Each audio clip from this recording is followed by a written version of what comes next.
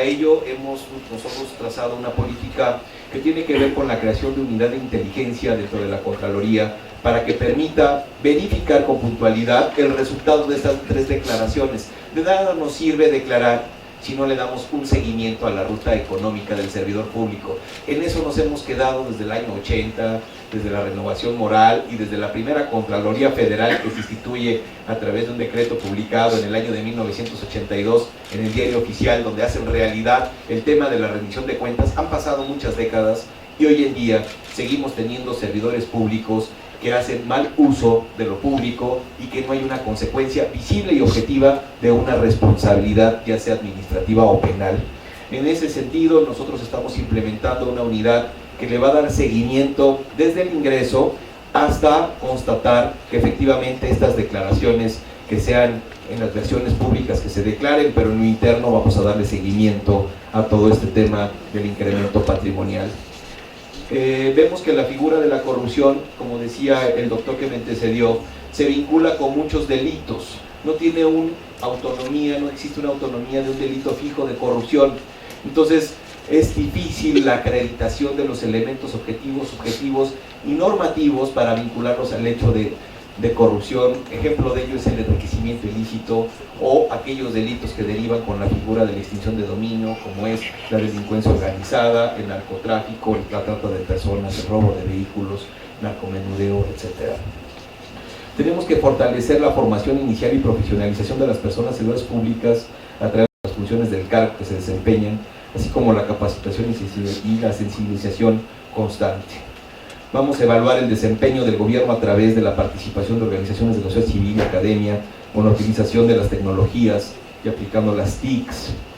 Tenemos que crear organismos constitucionales públicos autónomos para hacer efectivos los pesos y contrapesos, como por ejemplo la creación del Comité General de Ética Autónomo, emitiendo una convocatoria en la que participen expertos académicos y la sociedad en general. Vamos a generar incentivos académicos a personas servidoras públicas virtuosas y ejemplares, es decir, que en el desempeño de sus labores se destaque por su ética profesional. En el rubro de la detección, vamos a hacer una protección legislativa integral de la identidad laboral y ascenso de las personas que denuncian actos de corrupción. Esta parte es muy sensible porque tiene que ver con el principio de presunción de inocencia, pero estamos seguros de que si cubrimos el anonimato de los servidores públicos que tienen conocimiento de otros y nos pueden permitir sus denuncias y hacer público lo que los otros servidores públicos están haciendo, nos orillan a practicar prácticas comparativas de carácter internacional que creo que debemos de llevar a cabo. Tenemos que detectar la incorrecta aplicación del modelo de gestión del presupuesto basado en resultados. Esta es una política eficaz en cuanto a la disposición del recurso público, sin embargo no hay seguimiento. Entonces tenemos que dar una atención eficiente para que el presupuesto que se está implementando y que se esté desarrollando pueda ser fiscalizado. Tenemos que fortalecer los mecanismos de atención a las solicitudes y quejas derivadas de información pública. Todo este empoderamiento de la ciudadanía, todo este tema del acceso a la información tiene que ser verdaderamente atendido. La Contraloría tiene que ser un modelo de atracción para la ciudadanía y la ciudadanía tiene que confiar en esta entidad que de manera transversal tiene que fiscalizar toda la gestión gubernamental. Por lo que hace a las sanciones, tenemos que imponer sanciones jurídicas y éticas por sanciones u omisiones indebidas realizadas en el ejercicio del empleo cargo y comisión. Quisiera resaltar esta parte de las sanciones. En ninguna otra administración de la Ciudad de México se habían puesto sanciones ejemplares. El jefe de gobierno de la Ciudad de México decidido a contrarrestar cualquier inquietud que le genere molestia a la ciudadanía. Hemos aplicado sanciones a titulares de su propio gabinete, es decir, a secretarios, a directores generales, los hemos inhabilitado, hemos ejercido y obtenido la validez reconocida por este tribunal en un primer caso de conflicto de intereses. No hay ninguna otra sentencia en el país que así lo determine. Tenemos una primera sentencia con validez confirmada por este tribunal. Como conclusión, quisiera comentarles a ustedes que es necesario generar propuestas para prevenir, detectar y sancionar la corrupción a través de lazos de coordinación entre sociedad y gobierno. Esta es una oportunidad histórica para transformar la forma de vida, la vida administrativa y construir una verdadera Ciudad de México abierta y transparente Yo les agradezco mucho su paciencia y por su atención. Muchísimas gracias.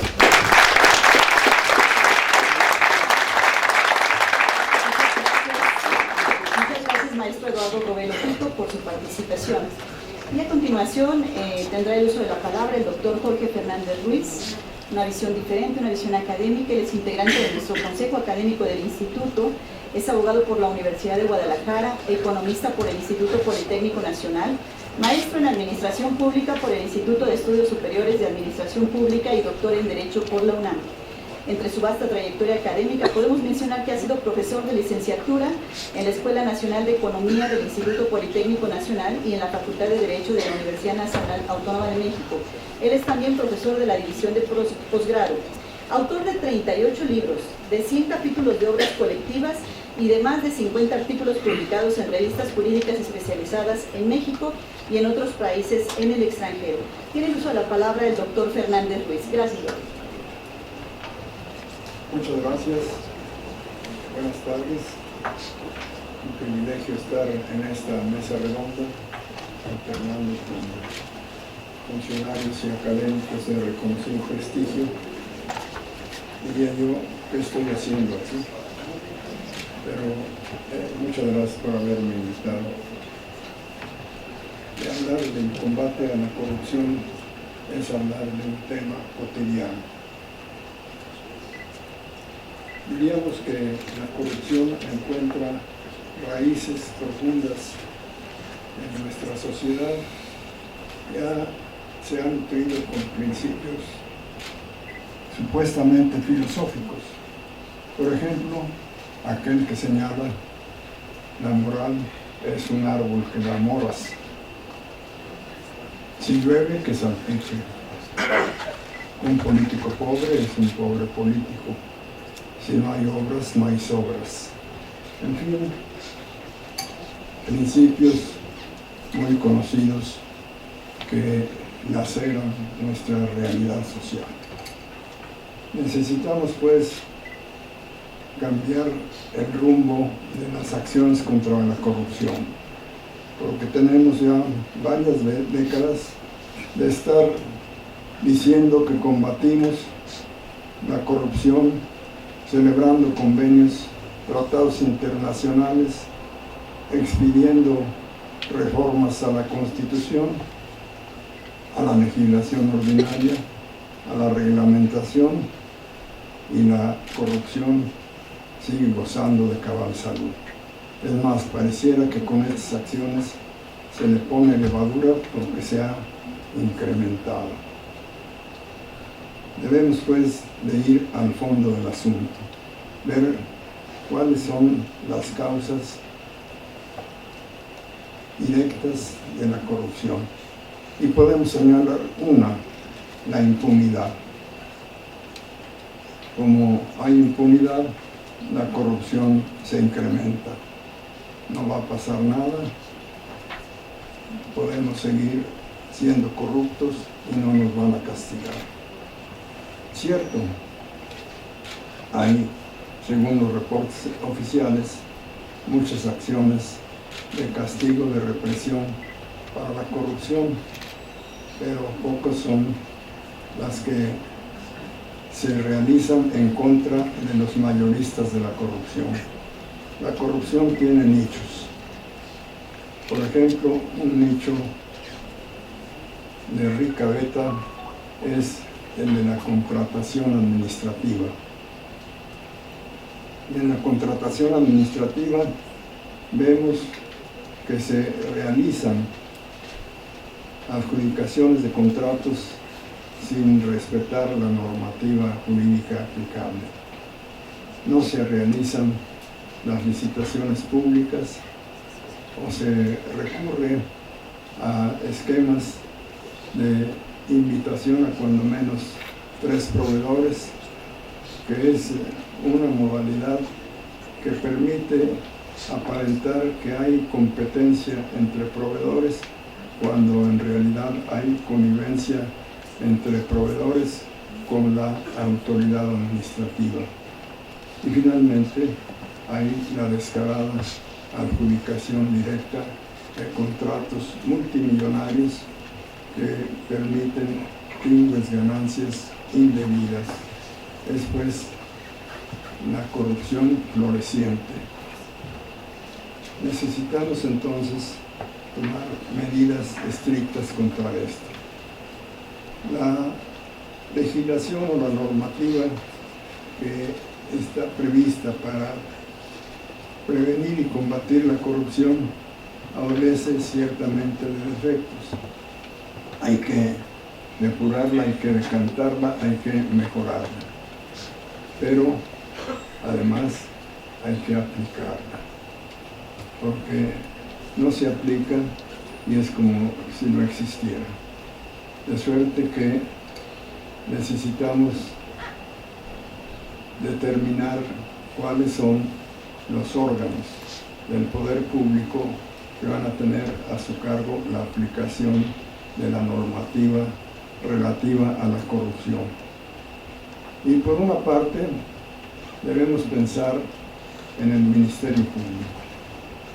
El Ministerio Público debe de ser una institución que no dependa del Poder Ejecutivo, que no dependa del Poder Legislativo, que no dependa del Poder Judicial.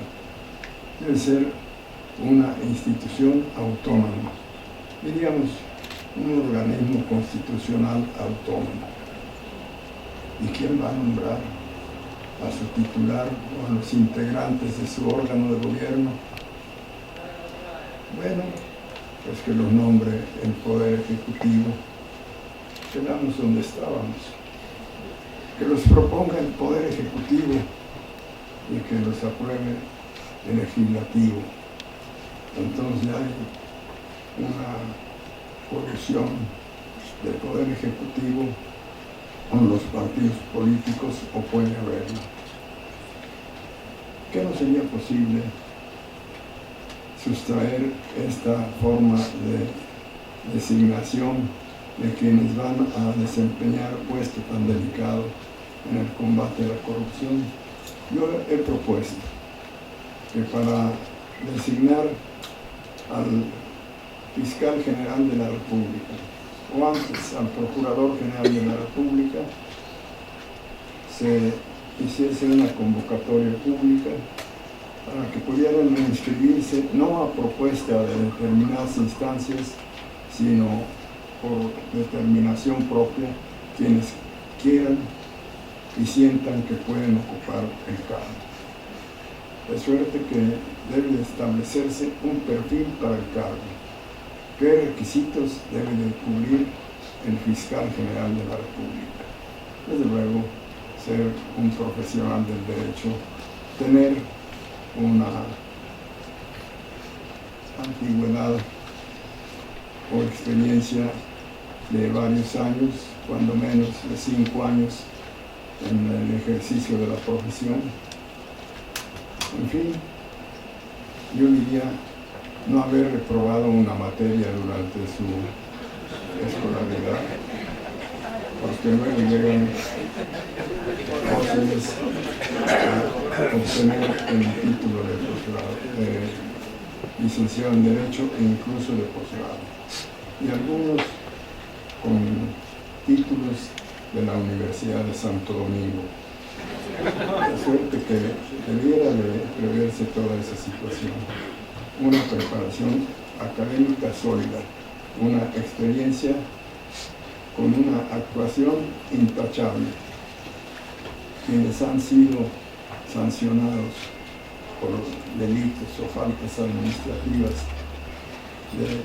contra la probidad, pues esos deben de quedar descalificados.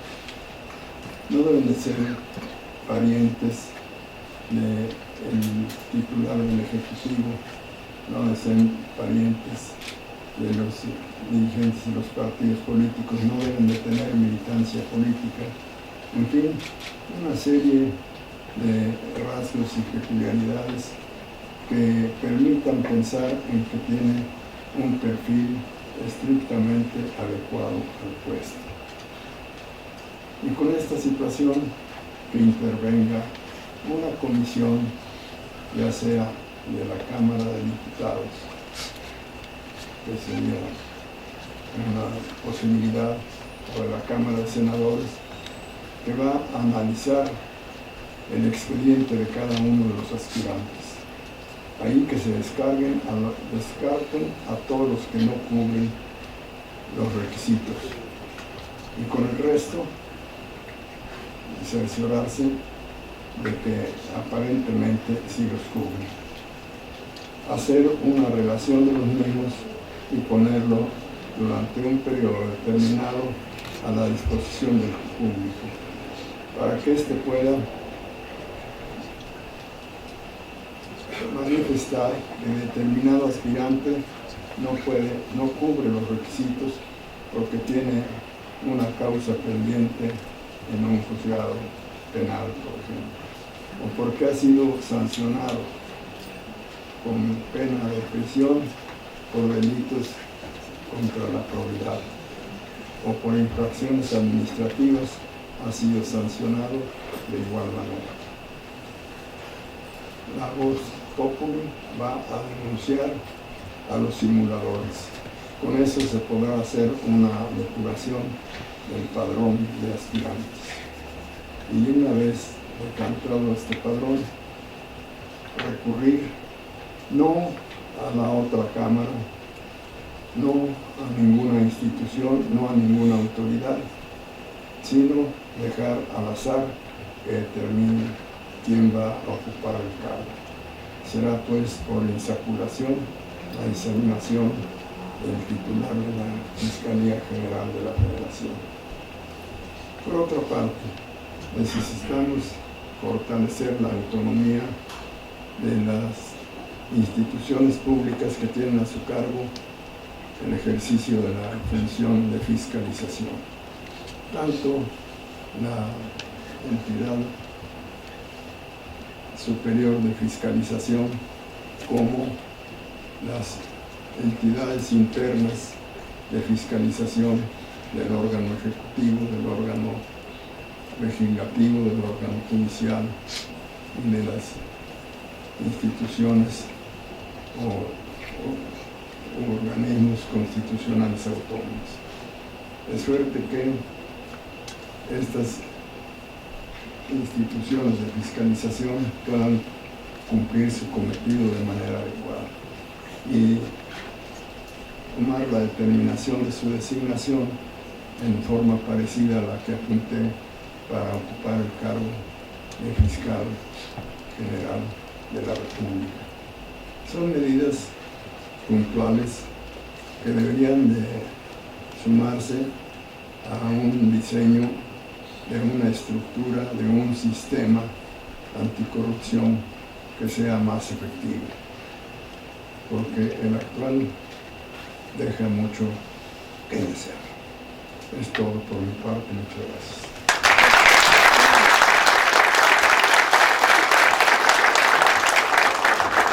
Gracias, señor doctor Fernando Ruiz, por sus comentarios. Y a continuación, desde la visión también del legislativo, en uso de la palabra, el señor senador Luis Humberto Fernández Fuentes, que es integrante de la Comisión Anticorrupción y de Participación Ciudadana en el Senado de la República. Él es licenciado en Derecho por la Universidad Autónoma Metropolitana, maestro y doctor en Administración Pública por el Instituto Nacional de Administración Pública. En su desempeño profesional ha sido director de Prospectiva y Proyectos Especiales de la Presidencia de la República. Ha desempeñado cargos directivos en la Secretaría de Hacienda y Crédito Público, así como en la Comisión Nacional de Libros de Texto Gratuitos. Se destaca su trayectoria política ocupando diferentes cargos como delegado de la Alianza PRD-PT Movimiento Ciudadano en Guerrero, Estado de México y Oaxaca. Ha sido coordinador del Consejo Asesor de la campaña para jefe de gobierno del Distrito Federal en el año 2006.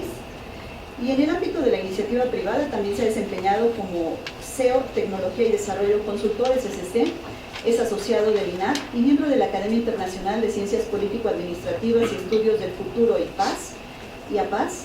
Fue ponente en la Cumbre Mundial de Comunicación Política, entre otras actividades. Adelante, señor senador. Gracias.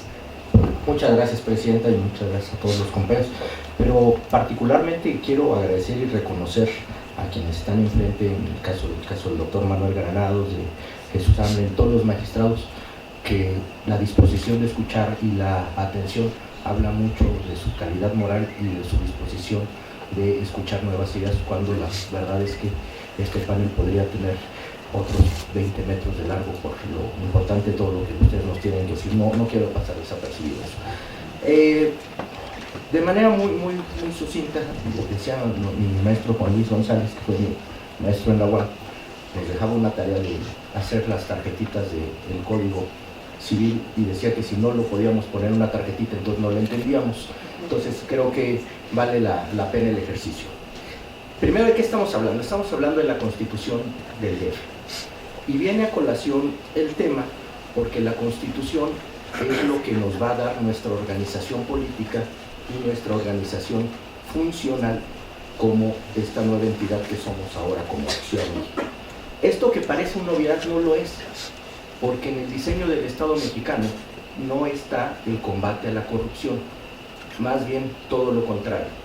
Si nosotros revisamos el Estado mexicano como está actualmente, nace en la Constitución del 17, pero toma forma operativa entre los 20, 30, es cuando empieza la pacificación del país, pero esta no se hace combatiendo a la corrupción, se hace sobre las bases de la corrupción. Se empieza a pacificar con los caciques, con los señores de guerras locales, dándoles concesiones de gasolineras, todo este tipo de cosas. Entonces, no lo tenemos en nuestra ADN. En esta etapa, diríamos que nunca, a lo mejor no, fíjense que si revisamos bien la historia de México, aquí hay muchos expertos, veremos que fueron enjuiciados más virreyes con el juicio de residencia que presidentes en esta época posrevolucionaria. Y recordemos que el presidente Manuel González en el 85 también fue sujeto a juicio por corrupción, cosa que no hemos visto en muchísimos años, o por lo menos en la vigencia de la Constitución. Entonces no está en nuestro ADN. El tema es cómo lo incorporamos, el combate a la corrupción, en la Constitución de la Ciudad de México. Esto nos lleva a un esquema de que tiene que cambiar el acuerdo político. El acuerdo, o sea, ¿por qué es tan poderosa la corrupción en México? ¿Por qué? Porque el acuerdo político está pegado con los ladrillos de la corrupción y los privilegios. Cuando hay un movimiento, cuando hay un grupo político, se le acaba dando una concesión y el presupuesto público ha servido para comprar gobernabilidad. Entonces, aquí tenemos un gran dilema como ciudad y como país. Tenemos una solución instrumental o una solución adaptativa. Una solución instrumental es crear los instrumentos y que quede, o cómo adaptamos todo el Estado mexicano, y en este caso el Estado de la Ciudad de México, hacia un combate a la corrupción. Me permito compartirles un ejemplo muy rápido entre una solución instrumental y una adaptativa. Un tío abuelo mío se casó con una tía mía, tía abuela, hace 60 y tantos años. Entonces, después de 60 y tantos años de pegarle el chicharrón en salsa verde, la milanesa con aceite, a las papitas, pues le dio un infarto. Entonces, lo primero que hacen es lo llevan al hospital, le ponen un bypass, todo eso. Esa es una solución instrumental. Se avienta 20 días con espinaquitas al vapor, gelatinita de Jamaica Light, todo eso. Sale del hospital y dice, otro infarto me lo aviento, otra dieta, no. Entonces la recepción de la tía es darle de comer y a los 15 días vuelve al hospital. ¿Por qué les platico esto? Porque es exactamente lo que podemos hacer y no debemos hacer en el caso de combate a la corrupción, que es ver los instrumentos y no ver la adaptación. El tema en fondo es como el tío aprende a comer espinaquitas, aprende a comer sin grasa, aprende a no comer pan dulce en las noches. Hagan el ejercicio, ¿quién se puede desprender del pan dulce de un día para otro? Entonces esto viene al caso. ¿Cómo adaptamos todo el Estado mexicano al combate a la corrupción cuando no es algo que tengamos? Y aquí, pues, para entrar un poquito en materia, yo vería pues, tres cosas. Uno, que tenemos que cambiar del enfoque. Yo creo que hace falta, y aquí lo compartiré con el Contralor, un enfoque anterior, que es el enfoque que ha funcionado en los países que tenían mucha corrupción y la han podido mejorar en su combate, como es el caso de Hong Kong. Ellos plantean una política en tres líneas. Una, la de educar, la de prevenir y la de castigar. Nosotros nos centramos mucho en castigar, la verdad es que eso no nos alcanza. hace poco venían los de la Comisión Interamericana de Derechos Humanos, pues no les alcanzarían todos los organismos internacionales para sancionar las violaciones de derechos humanos en México, pues no nos alcanzaría. Tenemos que entrar en un proceso de reeducar al servidor público, pero también de reeducar al empresario y reeducar al ciudadano. En la otra parte, que es la parte donde entran los organismos de control, que es la parte de prevenir las zonas de riesgo, que hemos trabajado mucho, y el tema del castigo. Pero esto va más allá. ¿Por qué? Porque la corrupción es un acto que tenemos dos formas de verlo. Como un acto administrativo, que es el que agarra una lanita en una ventanilla, o como un acto político. La verdad es que el tamaño de corrupción que vivimos en México es porque tiene una cobertura política en la mayoría de los casos. Entonces, pero ¿cuál es el ciclo de la corrupción? El maestro Alejandro comentaba ahorita del tema de las elecciones. Toda la corrupción tiene un ciclo. Primero entra el dinero a las elecciones, de manera turbia se gana una elección en muchos casos, esto se vuelve en compromisos, estos compromisos se vuelven agenda de gobierno, estos contratos, privilegios, concesiones y excepciones, sale dinero de ahí, una lana para el gobernante, otra para el empresario y otra para la campaña, y es un círculo vicioso. Entonces tenemos que romper ese ciclo que es el cemento con el que se pega la gobernabilidad en muchos estados, que creo que no es el caso de ellos. Entonces yo no me atrevería, yo ante mentes tan brillantes y tan expertos, no me atrevería a dar propuestas, pero sí si me permitieran, les dejaría algunas reflexiones sobre cuáles son los elementos que debe contener tanto el modelo nacional como el modelo de constitución de la Ciudad de México. Primero es la decisión política. O sea, parece una obviedad, pero no está tan complicado. En su mente ya pasaron muchos nombres de delegados, de secretarios, de todos, que todos saben que no son el ejemplo de pulcritud. No les encargarían a sus hijos para irse un día a cenar con su esposa. Entonces, todos lo saben, todos lo sabemos. Pero va a haber la decisión política de combatirlos con los costos que eso implica. Esa es la primera reflexión. La segunda son las sanciones claras. El tema no es solo el poder detectarlo. Hoy por hoy yo les puedo decir que en México no se castiga la corrupción a nivel nacional. Creo que vale la pena hacer la diferencia de que hay casos de secretarios de Estado, hay casos secretarios de gobierno, en este caso, sancionados. Pero en México lo que se ha sancionado es la mala suerte política. Todos los políticos que han sido sancionados desde la Constitución del 17 hasta hoy han sido porque han tenido mala suerte en la política. Nunca ha estado alguien en la cárcel por un hecho que haya tenido en su momento de fortuna política. Siempre es al momento que se cinde del grupo en el poder. Esa es la máxima. Entonces, si no hay unas sanciones claras a los actos de corrupción y no al infortunio político, pues no vamos a avanzar.